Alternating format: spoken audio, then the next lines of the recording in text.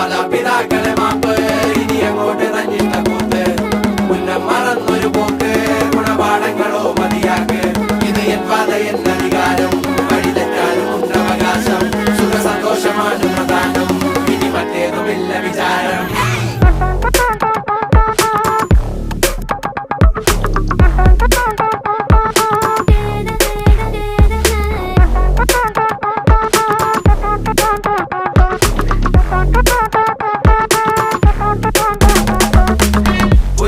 ഇനി പുനരധിവാസം അടിമുടി ഒരു പുതിയ വിലാസം തനി നിറമിട്ട് തണിയണ നെഞ്ചെ കാട്ട് തോന്യാസം